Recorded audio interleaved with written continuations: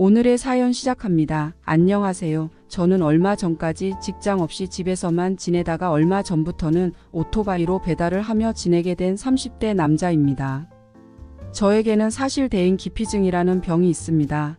평범한 남들에게는 아무것도 아닌 것처럼 느껴지는 것들이 저에게는 너무 괴롭고 고난의 연속인 상황들이 많았어서 친구들과의 관계도 사회생활도 막막하기만 하더라고요. 그래서 같이 살고 있는 부모님에게는 너무 죄송하지만 30이 넘은 나이까지 해도 번번한 직장 없이 밥만 축내고 있었습니다.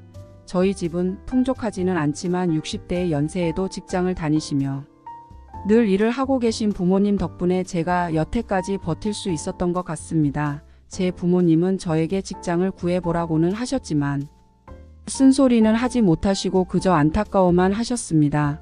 그래도 전문대학까지 졸업한 아들인데 직장에 가기만 하면 적응을 하지 못하고 스트레스로 위장병에 아니면 사람들과의 트러블로 바로 그만두게 되었고 한 살 한 살 더 먹을수록 사람들이 싫어지게 되고 스스로 멀어지게 되었습니다. 그러던 어느 날 어느 때처럼 집에서 컴퓨터를 켜고 컵라면과 함께 게임을 하고 있었습니다.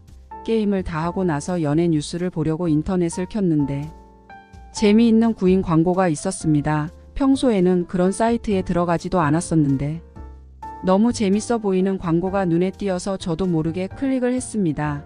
광고를 재밌게 보고 나서 그 구인 광고 사이트에서 나오려는데 수많은 구인 광고와 함께 구직 활동에 나서려는 많은 이들의 프로필이 보였습니다. 개인 정보라서 정보를 볼 수는 없었지만 많은 사람들이 올린 것을 보고 모두가 열심히 일을 구하고 있고 다들 열정이 넘치는구나 하고 느꼈습니다. 그치만 저는 예전에 다니던 회사처럼 사람들이 많은 곳과 업무적으로 스트레스 받는 곳에 다시 들어갈 엄두는 생기지 않았기에 사이트에 들어온 김에 알바 나온 곳이 있나 클릭했습니다. 그랬는데 요새 음식점이 늘어나고 사람들이 배달을 많이 해서 그런지 배달 기사를 많이 뽑는 게 보였습니다. 저는 집에서 엄마가 출근 전에 해놓고 가신 밑반찬이나 아니면 라면을 주로 먹고 시켜 먹는 일이 별로 없었어서 이렇게나 많은 음식점들이 생겼는지 몰랐었습니다. 그리고 경기가 어려운 것은 가끔 뉴스를 보거나 인터넷 포털 사이트에서 사람들의 댓글을 보고는 알았는데 사람들이 이렇게 자주 배달을 시켜 먹는지도 새삼 몰랐습니다. 하긴 어쩌다 밖에 나가면 오토바이가 많다는 것은 느꼈었긴 합니다. 광고에 배달 기사를 많이 뽑고 생각보다 페이도 많이 주는 것을 보았습니다. 저는 오토바이는 탈 수 있었고 어차피 사람 상대도 거의 하지 않기에 일이 괜찮게 느껴졌습니다. 또 헬멧을 거의 쓰고 다니니까 대인 기피증이 평소 있었던 저에게 그렇게 어렵지 않게 느껴졌습니다. 저는 용기를 내어서 업체에 전화를 걸었고 면접과 함께 배달 기사로 일할 수 있게 되었습니다. 처음에는 고객분들에게 인사를 하는 게 어색하게 느껴지기도 했었는데 많이 배달을 하다 보니 저도 적응이 되어 갔는지 목소리도 점점 씩씩해지고 사람들과 인사 나누는 것도 거리낌이 없어졌습니다. 그리고 여태까지 특별히 이상한 고객이나 진상을 부리는 듯한 사람들도 없었기에 저는 괜찮은 직업이라 생각하며 열심히 일하고 있었습니다. 어느 날이었습니다. 평소와 같이 배달이 들어와서 운전을 하고 한 빌라에 도착했습니다. 3층이었는데 그 빌라에는 엘리베이터가 없었기에 음식을 들고 집까지 갔어야 했습니다. 배달 예정인 303호 앞에 도착을 했고 벨을 누르려는데 안내사항을 보니 문 앞에 놓고 가달라고 메모가 되어 있더라고요. 그래서 벨만 누르고 돌아서는데 303호에서 바로 문이 열렸습니다. 내려가는 도중에 저도 모르게 눈이 마주쳤는데 20대로 보이는 한 여성분이었습니다. 순간 맛있게 드세요 하고 돌아서서 가려는데 그 여자를 다시 보니 보일랑 말랑하는 트레이닝 바지 위에는 얇은 나시티를 입었는데 상체의 실루엣이 그대로 보이는 거였습니다. 저는 순간 눈은 어디다 돌지 몰라서 당황하다가 아무렇지 않게 계단을 내려왔습니다. 굉장히 예쁘고 귀여운 외모였는데 생각보다 있는 볼륨이 눈에 띄더라고요. 그 여자는 아무렇지 않게 음식을 들고 집으로 들어가던데 집에 혼자 있으니 그럴 수도 있겠다 싶어 그래서 문 앞에 놓고 가라고 한 것 같은데 다음에 또 그런 배달이 들어오면 빨리 건물을 나가자고 생각했었습니다. 그리고 며칠 뒤 그날도 평소 때와 같이 여기저기 주문이 들어온 곳에 배달을 해가며 시간을 보내고 있었습니다. 오토바이 운전을 많이 하다 보니 위험한 순간도 있었지만 하다 보니 방어 운전도 늘어나게 되고 돈을 벌려고 시간을 쫓기지 않으려 애쓰곤 했습니다. 그렇게 운전과 배달에 익숙해질 때였습니다. 얼마 전 문 앞에 놓고 가라던 여자 고객의 빌라로 주문이 들어왔고 다시 보니 303호 저번에 보았던 그 여자의 집이었습니다.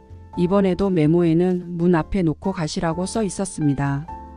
그래서 저는 도착 후 벨을 누른 후 음식을 문 앞에 두고 얼른 내려가려고 몸을 돌아섰습니다. 그런데 이번에는 음식을 내려놓자마자 문이 열렸습니다.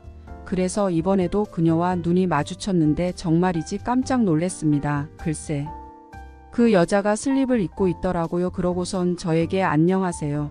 저번에 배달해 주신 기사님이시네요. 항상 고맙습니다. 하고 눈웃음을 치더라고요. 저도 안녕하세요 하고 인사를 하고 그만 돌아서려는데 갑자기 그녀가 제 팔을 잡았습니다. 제가 너무 속상한 일이 있어서 밥을 혼자 먹기가 싫은데 같이 먹어주실 수 있어요. 잠깐이면 돼요. 네, 안 될까요? 하면서 애교 있는 말투로 말을 했습니다. 대인 기피증과 사회와 단절된 생활을 하면서 여자친구를 사귈 수도 없었고 늘 외톨이 같았던 저에게 그렇게 나긋나긋한 미소로 다가오는 여자를 보고 저는 온 세상이 환해지는 기분을 느꼈습니다. 그래서 고민할 틈도 없이 그 여자의 집으로 들어갔습니다. 그녀는 거실 테이블에 음식을 놓더니 비닐을 하나씩 뜯기 시작했습니다. 혼자 있는데 오늘은 짬뽕과 짜장 2인분을 시킨 겁니다. 혼자서 2인분을 먹기에는 많은 것 같은데 미리 알고 시킨 것 마냥 2인분이더라고요. 그러더니 저에게 식사 안 했으면 같이 먹자고 그랬습니다. 저는 배가 그닥 고프지 않았는데 짬뽕 냄새를 맡아서 그런지 그녀의 행동에 긴장을 많이 해서 그런지 에너지 소비가 되었는지 배가 고파졌습니다. 그래서 짬뽕을 먹겠다고 하고 말없이 그녀와 식사를 같이 하게 되었습니다. 이름도 모르는 그녀와 예상치 못한 식사 자리라서 그랬을까요? 제가 먹은 짬뽕은 정말 맛있었습니다. 먹고 있는 내내 슬립 사이로 비친 그녀의 옷이 눈에 걸슬려서 긴장이 되고 심장이 두근거리더라고요. 저번엔 나시티 입었을 때보다 더 섹시해 보이는데 너무 예뻤습니다. 그래서 얼굴도 붉어지고 자꾸만 신경이 쓰였습니다. 저는 그녀에게 제 모습을 들킬 것 같아 헬멧을 살짝 들어서 얼굴을 가리고 있었습니다. 그런데 잠시 뒤 그녀가 헬멧을 집어 던지는 겁니다. 잘생겼네요. 어리고 귀엽고 이쁜 그녀가 왜 나 같은 남자에게 그랬을까요? 저는 민망해서 헛기침을 했습니다. 어쩔 줄 몰라 가만히 있는데 오히려 그녀 적극적으로 저에게 다가왔습니다. 저는 여자와의 이렇게 가까이 있는 것도 처음이었고 단둘이 밥을 먹는 것도 처음이어서 무지 긴장을 했습니다.